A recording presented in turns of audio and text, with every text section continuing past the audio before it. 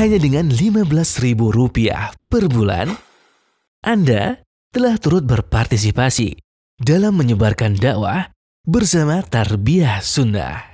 Barakallahu fikum. Assalamualaikum warahmatullahi wabarakatuh.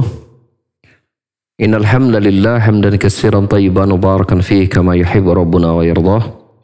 Asyhadu an la ilaha illallah wahdahu la syarika lah wa asyhadu anna Muhammadan abduhu wa rasuluhu la nabiyya ba'dah. Qala Allah Ta'ala fi kitabil karim a'udzu samii'il alim minasyaitonir rajim. Ya ayyuhalladzina amanu taqullaha haqqa tuqatih wa la tamutunna illa wa antum muslimun. Ya ayyuhan nasu taqu rabbakum alladzi khalaqakum min nafsin wahidah wa khalaqa minha zawjaha wa bassa minhuma rijalan katsiran wa nisaa'a wattaqullaha alladzi tasaaluna bihi wal arham innallaha kana 'alaikum raqiba. Ya ayyuhalladzina amanu taqullaha wa qulu qawlan sadida yuslih lakum a'malakum wa yaghfir lakum dhunubakum wa may yuti'illaha wa rasulahu faqad faza fawzan 'azima. Amma ba'd. Bapak-bapak dan ibu-ibu, para pendengar dan pemirsa yang bergabung di Tarbiyah Sunnah Media, demikian juga di kalangan ikhwan maupun akhwat sekalian, rahmanallahu wa iyyakum. Pada kesempatan kajian kita di sore hari ini, kita akan melanjutkan kembali kajian kita tentang tafsir surah Al-Baqarah yang menginjak di ayat 106-nya, di mana Allah Ta'ala berfirman, a'udzu syaitanir rajim, ma nansakh min ayatin aw nunsiha nati bi khairin minha aw misliha alam ta'lam anna Allah ala kulli syai'in qadir. Ayat yang kami batalkan atau yang kami hilangkan dari ingatan, maka pasti akan kami ganti dengan yang lebih baik atau yang sebanding dengannya. Bukankah atau tidakkah kamu tahu bahwasanya Allah Maha berkuasa atas segala sesuatu?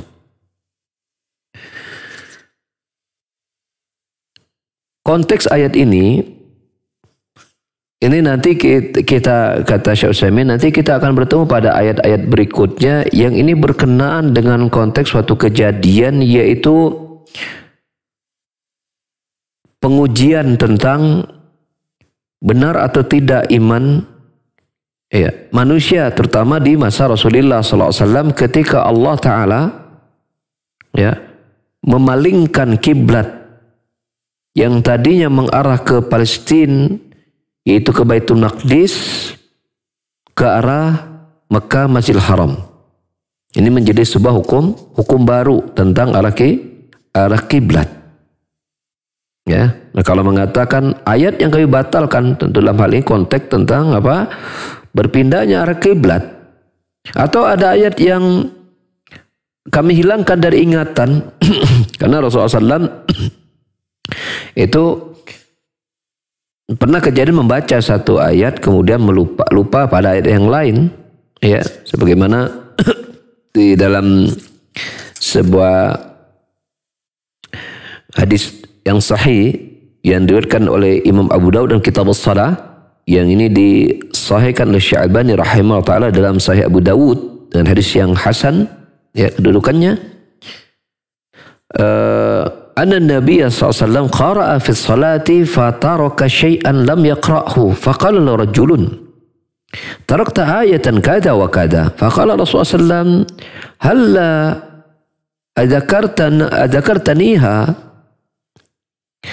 Bahwasanya Nabi SAW pernah membaca dalam satu salat yang ada satu ayat atau ada satu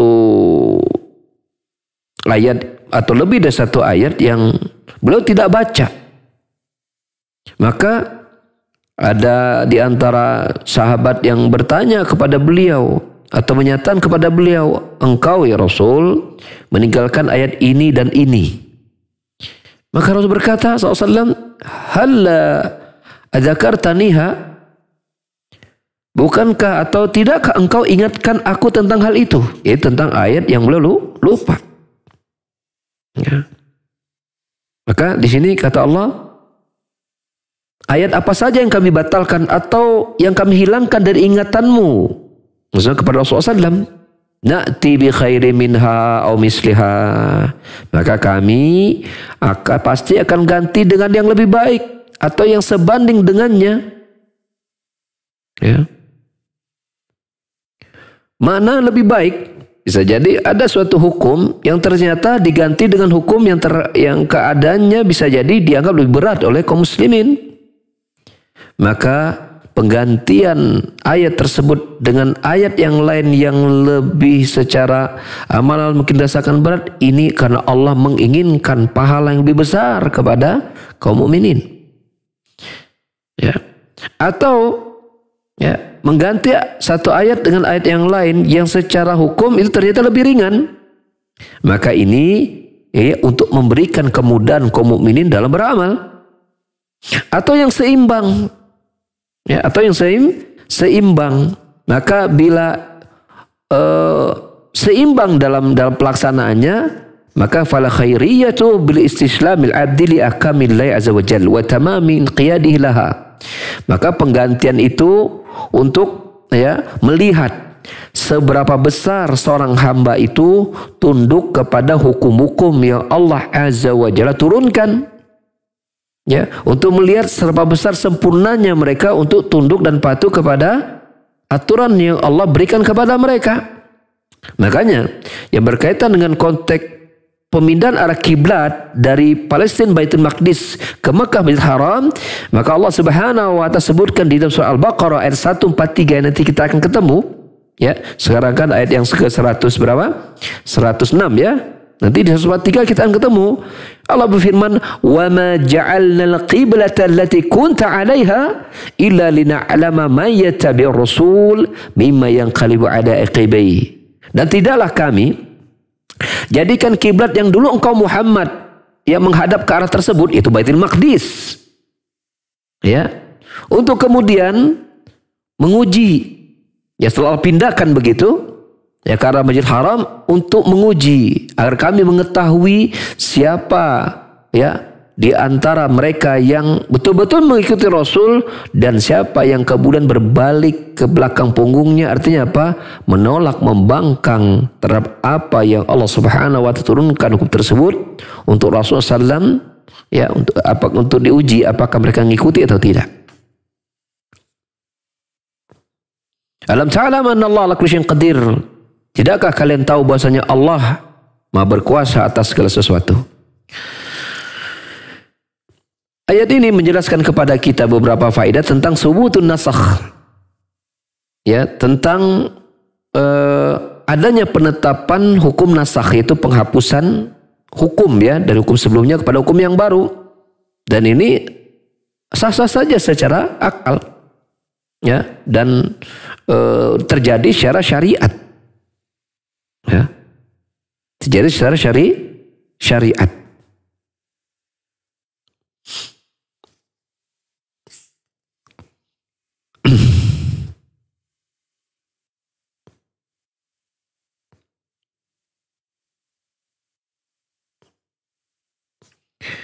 Yang kedua, bahwasanya hukum yang mengganti hukum yang lama ini tentu lebih baik daripada yang sebelumnya. Karena Allah menyebutkan na'ti bi khair minha. Kami akan datangkan yang lebih baik daripada sebelumnya. Ya, atau mumassilun lahu amalan, atau ya amalannya sama. Ya, ini lebih baik, bisa jadi lebih baik amalannya atau amalnya sama tetapi balasannya itu lebih besar.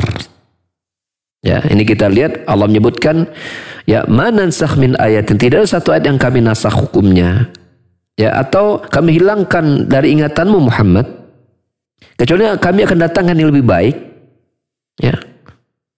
Atau yang serupa, yang lebih baik. Ya, jelas dari sisi pahalanya, atau yang serupa dari sisi amalan, tapi tetap dia lebih baik dari sisi ya akhirnya, dari sisi balasannya. Ya, ini yang pertama. Ini faedah yang kedua. Faedah yang berikutnya adalah bahwasanya hukum-hukum Allah Subhanahu wa taala itu ternyata memiliki perbedaan dari sisi tingkat atau levelitas kandungan kebaikannya, ya, dari satu waktu ke waktu yang lain, di suatu zaman ke zaman yang lain. Maknanya begini, qad yakunul hukmu khairan lil ibadi fi waqtin wa yakunu ghairu khairan lahum fi waqtin akhar. Maknanya begini, kadang-kadang suatu hukum itu menjadi terbaik bagi seorang hamba di kala itu, dan ternyata itu menjadi lebih baik di waktu yang lain. Di waktu yang lain. Ya. Dan itu sekaligus menunjukkan apa? Azamatullahi azza wa jal. Menunjukkan apa? Akan keagungan Allah Subhanahu wa taala. Menunjukkan akan kekuasaan Allah Subhanahu wa taala. Apalagi Allah menyatakan dengan lafaz manansah, dan tidaklah kami. Sebagai bentuk pengagungan Allah Subhanahu wa taala, dan kemudian Allah mengatakan innallaha ala kulli syai'in qadir, bahwasanya Allah Subhanahu wa taala berkuasa atas segala sesuatu. Berkuasa atas segala sesuatu. Ya.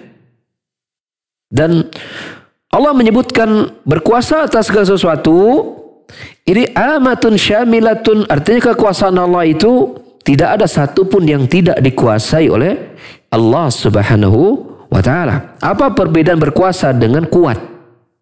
Ya. Kalau kuat itu tidak ada hubungannya dengan keinginan Allah untuk melakukan sesuatu. Ya, kita mengatakan misalnya meja kuat, besi kuat.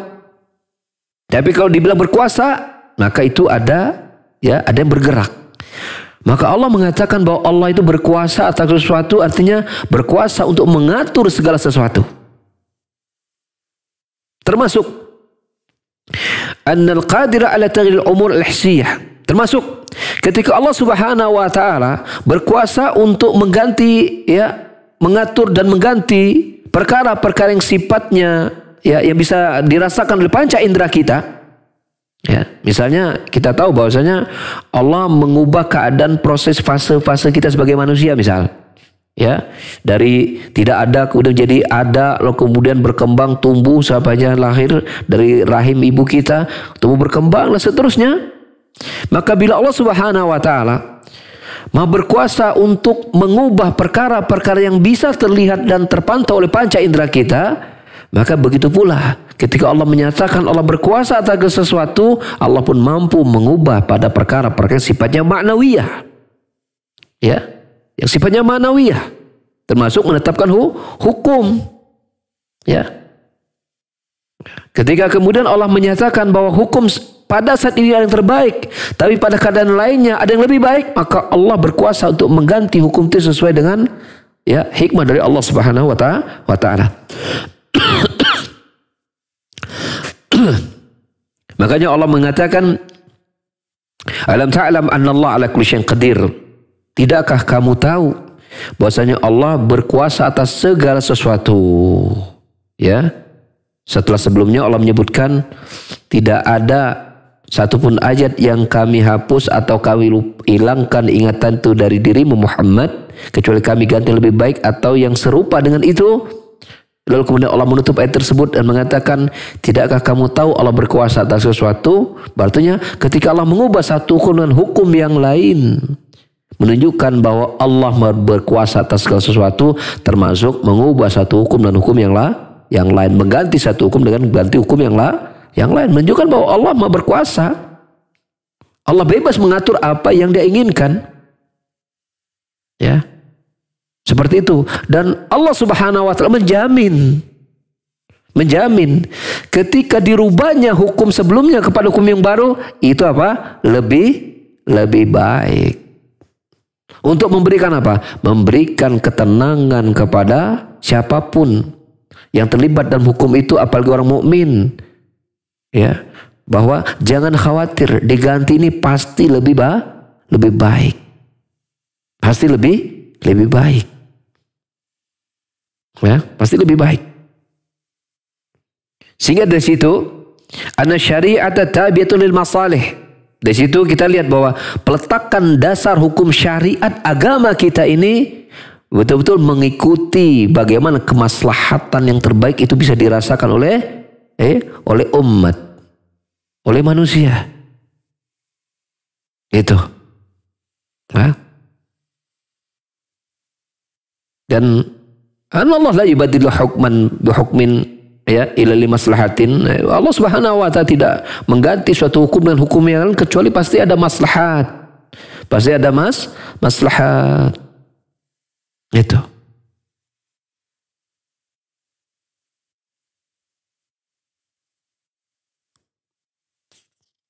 Lalu kemudian qad yaqulu qailun. Kadang-kadang ada orang yang berkata begini atau bertanya, kata Syekh Utsaimin, mal faidatu idan minan nas idakan mislaha wa ta'ala hakimun la yu'rishan illa li hikmatin. Lalu apa faidahnya kalau begitu? Ya, di saat Allah Subhanahu wa taala mengganti suatu hukum dan hukum yang semisalnya.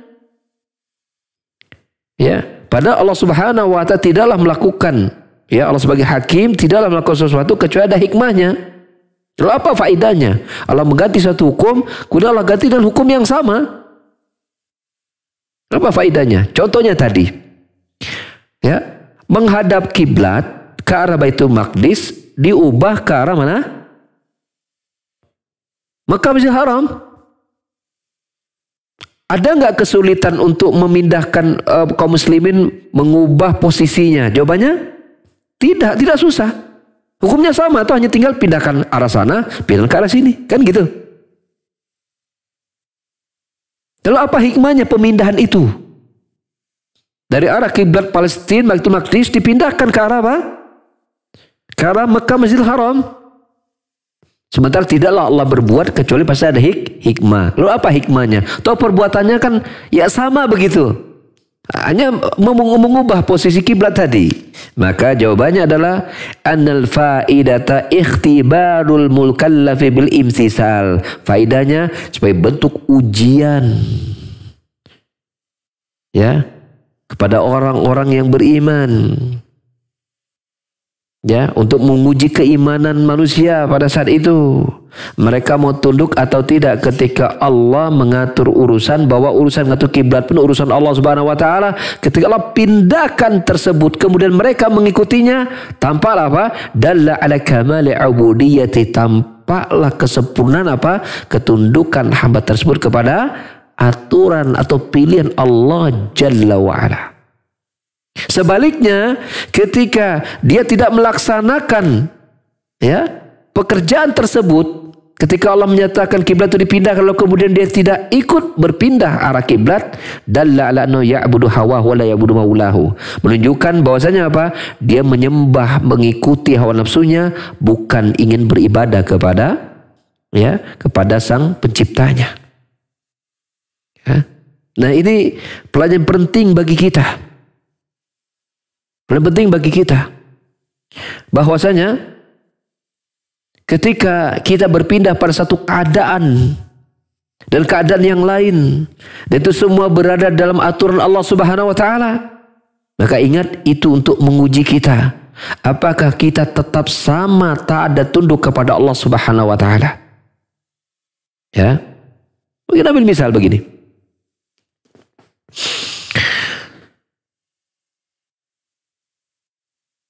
Ada seseorang diberikan takdir, ya, dia diberikan kesulitan, kesulitan. Maka kita mengatakan dia lulus ujian dan menghadapi kesulitan itu dalam bentuk apa? Dikatakan lulus. Apa Kang CP? Dia diberikan kesulitan, ya, kemudian dia dikatakan lulus menghadapi kesulitan itu jika dia titik-titik.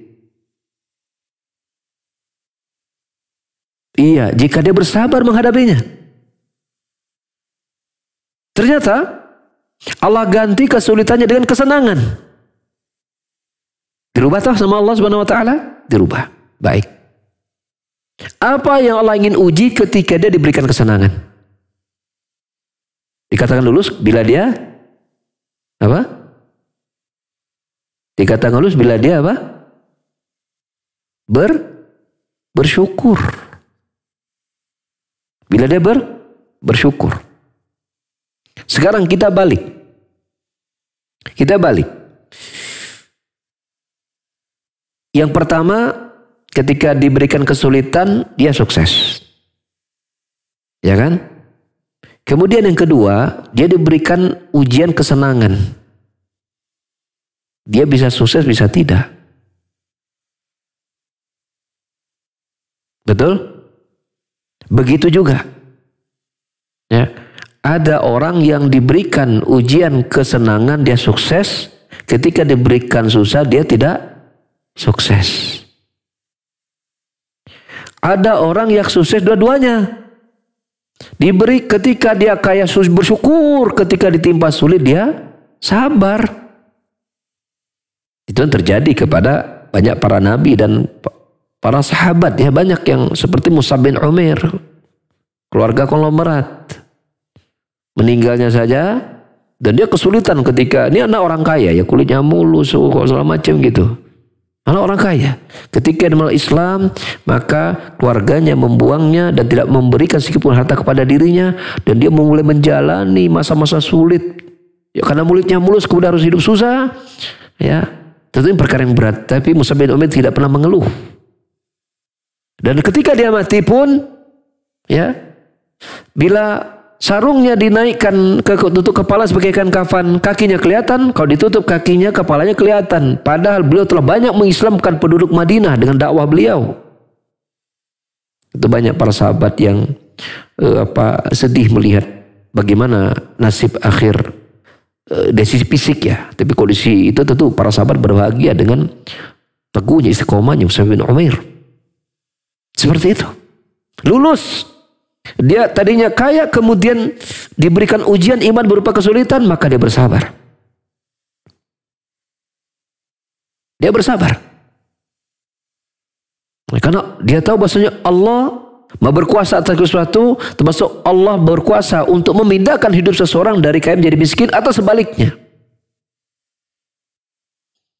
Bila kita kaitkan antara maka ada antara sabar dan bersyukur tadi, maka kita lihat ada terbagi menjadi 4 golongan manusia.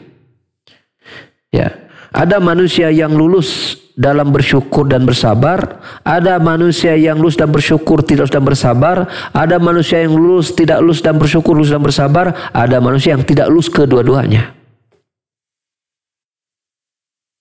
Ya, diberikan senang maksiat, diberikan susah sarwa maksiat.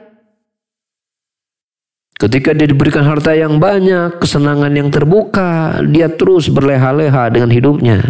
Ketika dia diberikan susah, dia semakin banyak mengeluh dan lari kepada kehidupan yang jauh dari syariat. Dia bahkan berputus asa, tidak membuat dekat kepada Allah. Maka dia gagal ketika senang dan gagal ketika susah. Ya. Ada yang ketika dia diberikan susah, dia rajin beribadah kepada Allah. Ketika diberikan senang, maka dia tidak lagi rajin beribadah kepada Allah Subhanahu wa taala. Ya, tidak lagi beribadah kepada Allah Subhanahu wa taala. Ada lagi yang ketika dia senang, dia rajin taat beribadah, ketika diberikan susah dia tidak sanggup punya kesusahan itu, akhirnya dia berbuat maksiat. Namun para sahabat telah lulus pada keduanya. Lulus pada keduanya. Ya. Berapa banyak sahabat-sahabat yang dulunya kaya. Ya. Mereka kemudian hidupnya senang gitu ya. Ketika kita dapati misalnya Abu Bakar As-Siddiq. Ya. Itu Masya Allah. Kaya luar biasa. Ketika beliau masuk Islam. Ya, dia menginfakkan seluruh hartanya. Dia tidak menjadi lagi sekaya sebelumnya. Tapi beliau tetap tetap lulus pada keduanya. Begitulah para sahabat. Ketika senangnya mereka lulus, ketika susahnya mereka juga lulus. Atau sebaliknya para sahabat, ada yang dulunya susah, ketika di Mekah mereka susah. Untuk ibadah susah. Begitu mereka pindah di Madinah, mereka nyaman dan pengertian tidak diserang, tidak diintimidasi oleh kaum kafir musyrikin.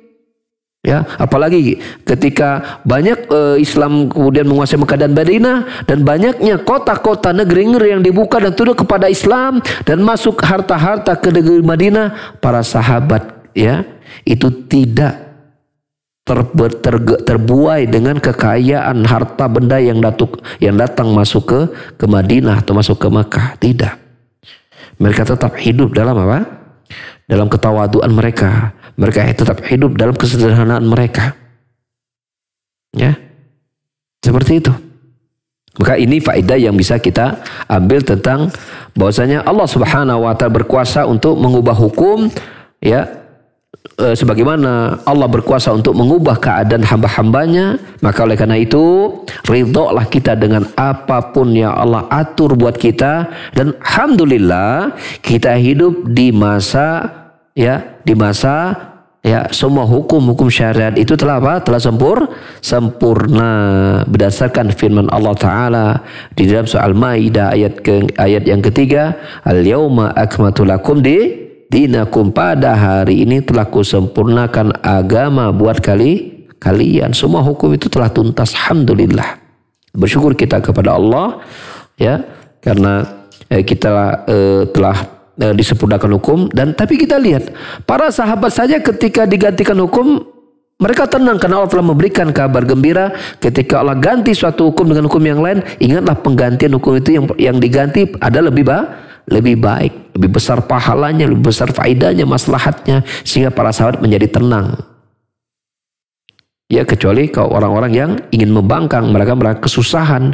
Kok udah PW gitu kan, di posisi wena kok berubah gitu kan. Mereka tidak siap untuk berubah dan gak siap diatur, maka gagallah mereka menjadi hamba yang siap diuji dari berbagai macam keadaan yang Allah inginkan kepada mereka. Dan semoga Allah Subhanahu wa taala jadikan kita, ya, hamba yang selalu berkata sami'na wa ata'na, kami dengar dan kami taat. Dimanapun kita berada, kita tetap menjadi hamba Allah Subhanahu wa taala. Kita tidak kemudian menjadi hamba Allah ketika kita di masjid, ya, lalu kemudian kita menjadi hamba yang lain ketika kita di luar masjid. Tidak. Dimanapun kita berada, kita tetap ingin menjadi hamba Allah Subhanahu wa taala yang selalu sadar Allah akan selalu melihat kita, yang selalu tahu bahwa Allah mengawasi kita, yang kita tahu setiap apapun yang kita kerjakan akan dihisab oleh Allah Subhanahu wa taala, dan kita tidak ingin adanya catatan amal kita. Nanti kelak kita akan mendapatinya, ternyata itu tidak sukai karena berisi maksiat kepada Allah Jalla wa Ala. Maka oleh karena itu para jamaah sekalian, hendaklah kita siap selalu diatur oleh Allah Subhanahu wa taala kapan dan dimanapun, karena disitulah letak, ya, lezatnya iman kita. Disitulah kita akan merasakan surga dunia kita sebelum kita mendapatkan surga di akhirat. Ya, jangan kita ikuti apapun yang selalu menjadi keinginan hawa nafsu kita, ya. Yang itu jelas ada kontribusi syaitan di situ untuk memandang sebuah keburukan menjadi sebuah kebaikan. Maka berdoalah kepada Allah Subhanahu wa taala agar kita menjadi hambanya yang mudah untuk taat dan patuh kepadanya dalam waktu, keadaan dan keadaan apapun, ya, senantiasa berada di jalannya. Amin Allahumma amin. Ya, demikian kajian singkat kita di sore hari ini. Sisa waktu kita gunakan untuk tanya jawab, ya. Kalau ada pertanyaan masuk silakan. Kalau tidak ada yang masuk, ya kita tutup kajian, silakan. Baik. Syukran Ustaz atas pemaparan materi yang disampaikan. Ikhwati iman azanillahu wa iyyakum, para pendengar dan pemirsa dimanapun antum berada. Bagi antum yang akan bertanya langsung kepada Ustaz, silakan kami mengundang untuk menghubungi line telepon di nomor 02286862637. Sekali lagi, silakan bisa menghubungi line telepon di nomor 02286862637 ataupun bisa melalui pesan singkat berupa SMS atau WhatsApp ke nomor 0811227146 ataupun bisa melalui kolom komentar di channel YouTube ataupun Facebook dan juga Instagram. Ikhwati iman azanillahu wa iyyakum, sekali lagi silakan yang akan bertanya kepada Ustaz melalui line telepon di nomor 02286862637. Baik, sambil menunggu pertanyaan melalui telepon, barangkali ada Ustaz ada pertanyaan melalui WhatsApp yang masuk. Assalamualaikum warahmatullahi wabarakatuh. Hamba Allah Ustadz, saya mau tanya Ustadz, gimana hukumnya seorang istri selalu membantu kebutuhan rumah tangga dan akhirnya seorang suami hanya memberinya sekedarnya, sehingga si istri merasa lelah dan meminta haknya pada suaminya karena suami dirasakan seperti kurang bertanggung jawab atas keluarganya. Silakan Ustadz. Iya, pertanyaan sudah dipahami ya. Boleh istri melakukan demikian. Bukan bagian berkeluh kesah ya, bukan. Karena dia meminta haknya. Memberikan nafkah itu adalah kewajiban suami. Jadi jangan sampai menjadi suami oportunis gitu. Dilihat istrinya cukup, udah aja kasih seperlunya gitu kan. Maka dia berdosa karena kewajiban memberikan nafkah itu adalah kewajiban suami. Istri itu dia dapat pahala membantu. Nah bila si istri tidak ridho melakukan itu, maka suami berdosa karena dia telah mengabaikan kewajibannya. Ya, jadi saya nasihatkan diri saya dan siapapun gitu, kita nih jangan menjadi suami yang oportunis ya. Jangan menjadi suami yang oportunis. Kita dapat pendapatan, bisa pendapatan, ya sudah karena punya pendapatan ya ngasihnya mestinya kewajibannya 2 juta, udah aja kasih 500 ya, 500 perak. Gitu. Nah, ini enggak benar ini. Ini suami bahlul ini. Suami oportunis itu. Manfaatkan apa?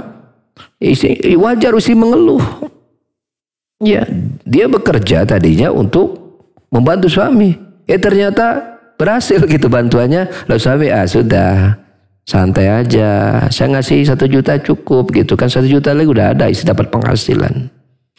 Mestinya kita tempatkan istri kita pada tempatnya itu. Wa qanna fi buyutikunna wa la tabarrajna jahiliyatal ula. Menetaplah kalian para wanita di rumah-rumah kalian. Janganlah kalian bertabarruj seperti bertabarrujnya wanita jahiliyah. Maka berjuanglah kita untuk istri kita menetap di rumah kita. Keluar itu harus kita lihat bahwa ini ada masalah yang lebih besar. Kalau tidak, berjuanglah kita sebagai suami untuk apa? Untuk mendapatkan pahala ya dalam memberikan nafkah kepada keluarga. Rasulullah SAW bersabda hadis riwayat Muslim. 1 dinar yang kau infakkan ya di jalan Allah, 1 dinar ya yang kau sedekahkan, 1 dinar yang kau gunakan untuk ya membantu orang-orang budak hamba sahaya, dan 1 dinar yang kau infakkan memberikan nafkah untuk keluargamu, fa'adhumul ladzi ya wa'adhumul ladzi ajran, maka ya pahala yang paling besar adalah 1 dinar yang kau infakkan untuk apa? Untuk keluargamu. Nah, ambil itu. Kita jangan biarkan kesempatan pahala besar itu hilang dari diri kita. Kecuali kalau memang kita ini sudah berusaha maksimal gitu kan. Lalu kemudian ternyata istri punya ide dan kemudian dia menjalankan, alhamdulillah bisa menutupi kebutuhan keluarga, ya enggak apa-apa. Kita sudah berusaha maksimal. Ya, fattaqullaha mastata'tum. Ya, dan harus banyak berterima kasih kepada istri-istri yang seperti itu. Yang tahu bahwa suaminya udah berusaha dan dia meringankan, maka banyak berterima kasih kepada istri. Zakillah khair. Bukan malah dimanfaatkan. Jadi itu akhirnya istri merasa dia apa? Dieksploitasi, merasa dikerjain. Mestinya lu yang cari nafkah, bukan gua. Giliran gua yang capek, lelah, ternyata lu santai-santai aja gitu. Maka suami seperti itu harus disetrum gitu ya. Diingatin gitu. Mas, ingat mas, berikan nafkah itu kewajiban suami. Saya ini membantu saja. Tapi jangan mas salah artikan kebaikan saya. Ya. Lalu mas santai, saya kerja keras gitu. Ini kan udah bukan koridor Islam sama sekali gitu. Nah, ingatkan suami, doakan dia supaya dia bertobat kepada Allah Subhanahu wa taala dan agar dia diberikan kekuatan untuk bersemangat mencari nafkah. Semangat cari nafkah. Ya, semangat cari nafkah. Jadi jangan ketika kita saya ingat pada diri saya sebagai laki-laki dan para suami, bila kita punya waktu luang, bila kita punya tenaga dan pikiran, jangan kedul kita untuk cari nafkah. Jangan. Keluarkan semua potensi kita untuk cari nafkah. Kenapa? Pahalanya besar. Bila kita lalai seperti itu, maka khawatir kita apa? Berdosa. Karena Nabi SAW bersabda hadis Muslim, kafa bil mar'i isman ayyudayya ma yaqut. Cukuplah seseorang itu berdosa ketika dia apa? Melalaikan apa yang telah menjadi tanggung jawabnya. Dia lalai. Dia lalai. Dia tidak berjuang keras. Dia tidak banting tulang. Ya, tulangnya masih mulus, belum bengkok-bengkok. Kalau bengkok balik kelihatan banting tulang gitu kan. Bengkok tulangnya dibanting-banting. Kerja kerasnya kelihatan, kulitnya yang tadinya putih sekarang menjadi ya coklat, bahkan menuju hitam karena sering berjemur, karena harus cari uang. Nggak apa-apa, Setiap perubahan warna itu menjadi lebih gelap, maka lebih besar pahalanya, nggak apa-apa. Bila memang peluangnya memang berjemur begitu. Jangan khawatir, kulit mulus ini nggak ada gunanya di hari kiamat. Bahkan dia akan berbicara, kulit kita ini.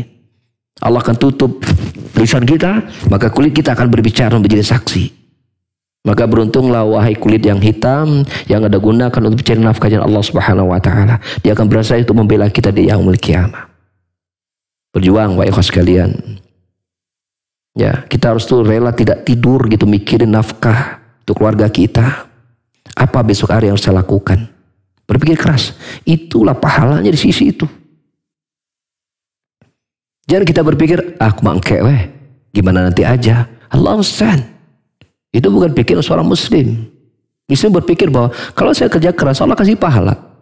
Kalau saya nggak lakukan ini saya khawatir dosa. Nah begitu. Yo, karena bagi dia dosa pahala itu selalu mengantukkan ini surga neraka nih, surga neraka nih. Nah begitulah pola pikir seorang muslim. Walaupun begitu, ya bagi yang bertanya tadi hendaklah mengkomunikasikan dengan suaminya dengan cara yang baik. Jangan kemudian langsung mas sini mas, lu mau gua sidang. Langsung lu suami nggak tanggung jawab ya. Jangan. Kalau Anda masih sayang pada suami Anda, dia adalah bapak dari anak-anak Anda, rangkul dia dengan baik. Ya, dudukkan dia sebagai tetap seorang suami, bangkitkan kerajaannya gitu kan. Karena nama suami itu kan pemimpin kan.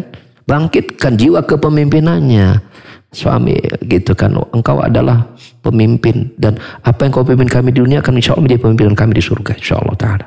Bangkitkan kepemimpinannya supaya dia lebih bergairah dalam mencari nafkah. Allah alam bisawab ya. Tetapi kalau ternyata istrinya ridho, tapi pertanyaan kan istrinya nggak ridho gitu kan? Istrinya nggak ridho itu, dia lelah suaminya kok santai gitu kan? Ya.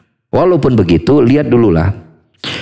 Kadang kembali kepada batas juga ya. Misalnya suaminya sudah dia merasa gini, dia masa agak santai sih, tapi sebenarnya santainya dia cukup untuk keluarganya gitu.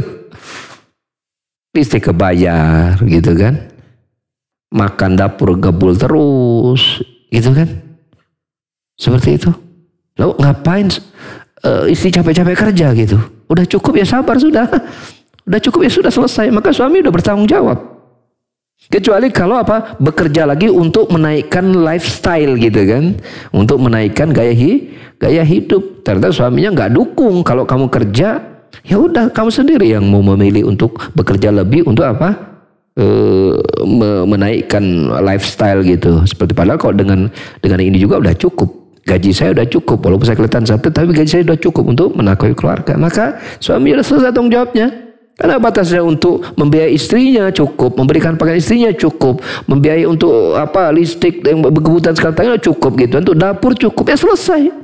Apalagi yang Anda minta dari suami Anda. Kita khawatir ini menjadi kufur nikmat kepada suami ya. Kalau kasus yang kedua ini tuh berbeda ya sebetulnya. Tapi kalau yang pertama konotasinya ini sepertinya nafkah keluarganya itu nggak cukup gitu. Tapi istrinya bantu kerja, kemudian dilihat suaminya Suaminya malah memanfaatkan istri yang lelah tadi. Dan istri, maka Anda berdosa suami kan seperti itu. Ya, mestinya Anda bekerja keras, kemudian Anda merasa cukup, udah kamu mah jangan kerja lagi keluar, mama jangan kerja lagi capek-capek di luar. Ini urusan papa, ini mah kerja laki-laki. Oh gitu kan, laki harus begini mah, gitu mah mestinya. Alhamdulillah sawab. Ada lagi? Ya, syukran Ustaz atas jawabannya. Pertanyaan selanjutnya Ustaz dari tidak menyebutkan namanya.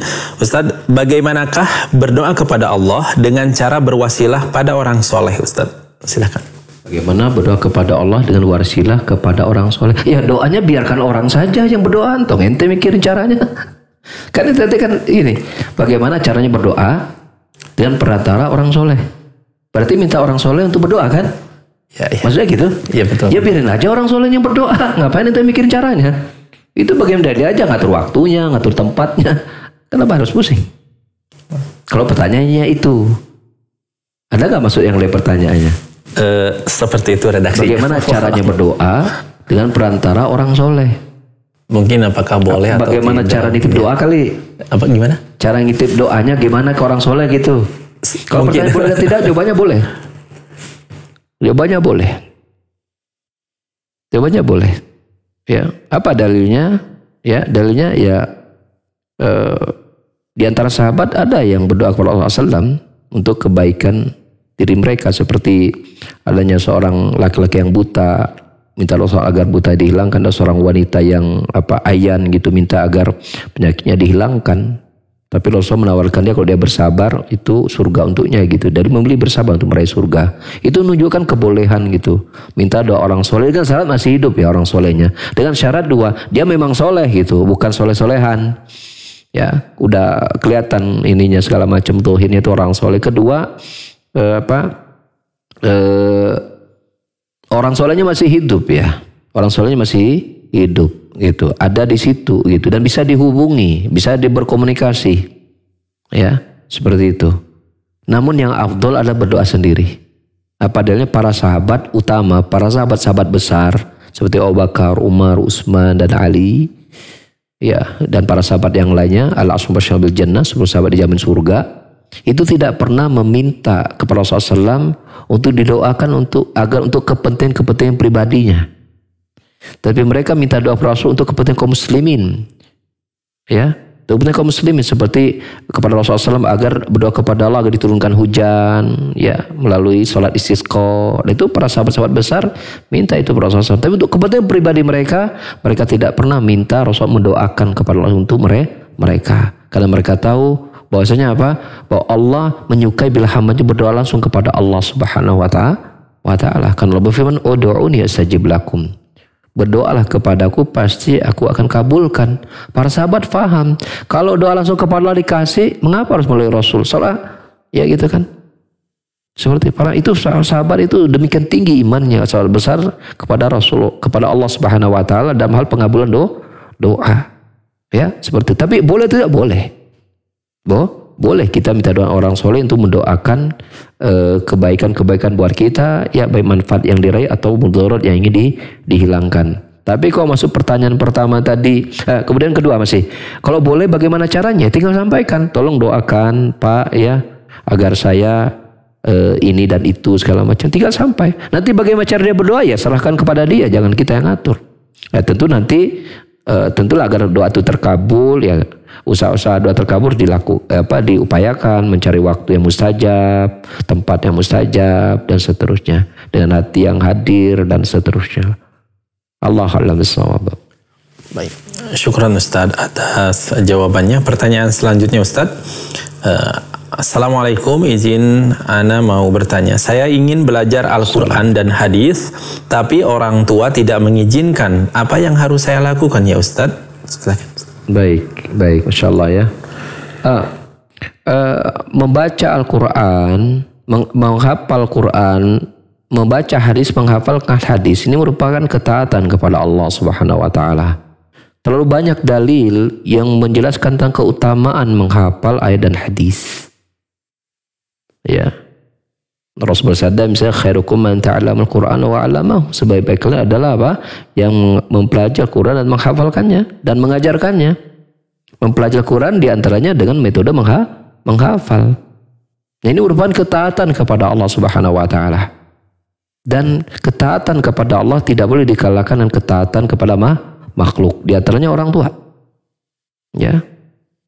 Karena Rasulullah SAW bersabda, la ta'atan li makhlukin, atau fi riwayatin la ta'atan li ahadin fi ta'atillah, gitu kan. Tidak ada ketaatan kepada seseorang pun, ya, fi maksiatillah, dalam berbuat maksiat kepada Allah. Ya. Innama ta'atu fi ta'atillah. Sungguh ketaatan itu ada dalam apa? Fil ma'ruf, dalam perbuatan ma'ruf. Dalil yang lain yaitu dalam surah Luqman. Ya, Allah menyuruh para anak untuk berbakti kepada kedua orang tuanya. Ya, nuskurli waliwalaik ilayil masir. Ya, Allah memerintahkan untuk agar bersyukur kepadanya dan bersyukur kepada orang tua dan kepada Allah tempat kembali. Wa in jahadaka ayusyrika bima laisa laka bi'ilm fala tuti'huma wa sahibhuma fi dunya ma'rufa. Ya, namun bila keduanya memaksamu, bayangkan kedua orang tua maksa untuk kalian berbuat syirik kepadaku dalam hal kalian tidak tahu ilmunya, maka jangan taati keduanya. Ini orang tuanya maksa loh, pindah agama. Pindah agama. Maka jangan taati. Demikian pula, walaupun kita lihat kasus yang ditanyakan tidak sebesar yang ini, tetapi kita melihat bahwa menghafalkan hadis itu ketaatan kepada Allah Subhanahu wa taala. Sementara orang tua tidak ingin kita hafalkan hadis. Maka ini nggak perlu diikuti, walaupun agak aneh pertanyaan ini. Emang ada orang tua yang nggak ingin anaknya hafal hadis gitu? Rasanya kalau orang tuanya muslim, rasa-rasanya malah menganjurkan ya mestinya ya. Agak unik ini pertanyaannya. Apa ada orang tua yang, bila orang tuanya muslim ya, yang melarang anaknya hafal hadis gitu? Nah ini agak aneh pertanyaannya gitu. Mungkin kasusnya bukan seperti itu gitu. Mungkin kasusnya kamu tuh bukan kami melarang kamu hafal hadis gitu. Tapi maksudnya atur waktunya gitu. Kamu kan saya punya kewajiban ini, atur waktu gitu. Jangan ada kewajiban kamu larikan pada wajiban yang lain. Mungkin itu kasusnya. Tapi kok melarang, rasa-rasanya janggal ya. Ada orang tua melarang anaknya ngapalin hadis. Itu kebanyakan senang ya. Bahkan motivasi, bahkan ada yang menekankan, kamu mah pokoknya mama bapak ingin kamu tuh jadi hafid Quran, jadi ahli hadis. Itu banyak. Tapi kok melarang? Ini kita nggak tahu nih. Mestinya pertanyaan ini harus didetailkan ya. Kasusnya seperti apa gitu. Kasus seperti apa, itu penting. Jadi kalau bertanya, salah satu pertanyaannya adalah harus menggambarkan aslinya seperti apa keadaan. Jangan sampai pertanyaan umum dijawab oleh kita dengan jawaban umum lalu kemudian digunakan untuk kasus yang khusus. Nah itu tidak demikian dalam cara bertanya. Jadi teman pertanyaan saya kira pertanyaan agak janggal ya, seperti itu ya. Saya nggak tahu apakah ada orang tua muslim ya, orang tua muslim yang melarang anaknya menghafal hadis. Ini agak janggal pertanyaan seperti ini. Tapi Allah lebih sawab ya. Tapi kalau memang itu terjadi, maka kita nggak perlu taat. Durhaka itu bila kita tidak mengikuti keinginan orang tua pada perkara yang baik, kita tidak ikuti.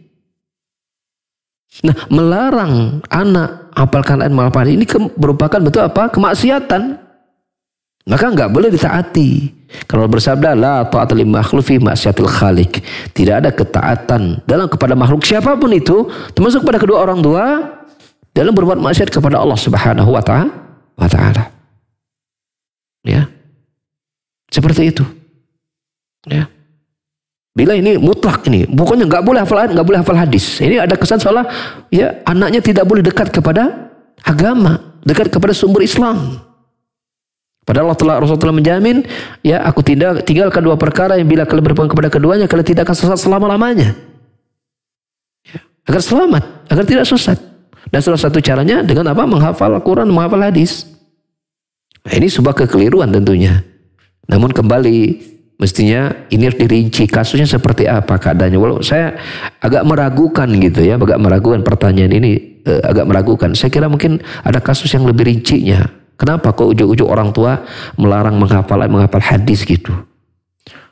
Pasti ada khulfi, pasti ada latar belakangnya, mesti ada itu. Oleh karenanya saya komentari bahwa mesti pertanyaan dirinci ya. Kasusnya apa? Adakah kejadian sebelumnya? Sebenarnya orang tua nggak melarang, tapi mungkin ada si anaknya mungkin ketika kenal agama kok semakin kurang ajar sama orang tuanya.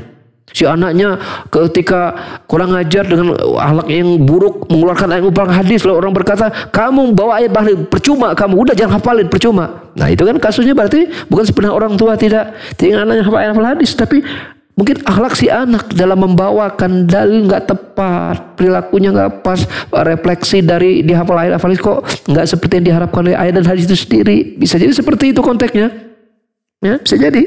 Jadi itu ungkapan sesaat. Orang tua asli tidak ingin seperti itu, tapi karena jengkel gitu kan, lihat si anaknya udah melakukan kesalahan dengan suara yang tinggi, mengeluarkan hadis gitu. Orang tuanya kesel, akhirnya sampai berkata, percuma kamu ngapalin hadis, nggak perlu kamu hafalin hadis. Nah, kalau seperti itu, ini orang tua hakikatnya bukan ingin melarang secara asal. Ya, itu situasional yang kita mestinya harus sebagai anak harus banyak bertaubat kepada Allah Subhanahu wa taala karena menjadi penyebab orang tua kita emosi dan mengeluarkan kata-kata kufur, mengeluarkan kata-kata maksiat, mengeluarkan kata-kata dosa, mengeluarkan kata-kata yang tidak Allah cinta dan ridhoi. Ya, kalau kasus seperti itu ya si anak harus memperbaiki akhlak dan metode dia dalam berdakwah kepada orang tuanya atau mensikapi ya cara-cara yang dia menganggap nggak tepat kepada diri sebagai seorang anak, ya dengan lebih sabar, lebih santun menghadapi orang tuanya, ya seperti itu. Dan semoga Allah Subhanahu wa taala jadikan kita anak-anak yang soleh dan menjadikan orang tua kita orang tua yang taat kepada Allah Subhanahu wa taala dan mempertemukan kita ya bersamanya di surga sebagai hamba-hambanya yang taat dan soleh. Amin Allahumma amin. Subhanakal hamdik, asyhadu an la ilaha illa anta astaghfiruka wa atubu ilaik. Alhamdulillahi rabbil alamin. Assalamualaikum warahmatullahi wabarakatuh.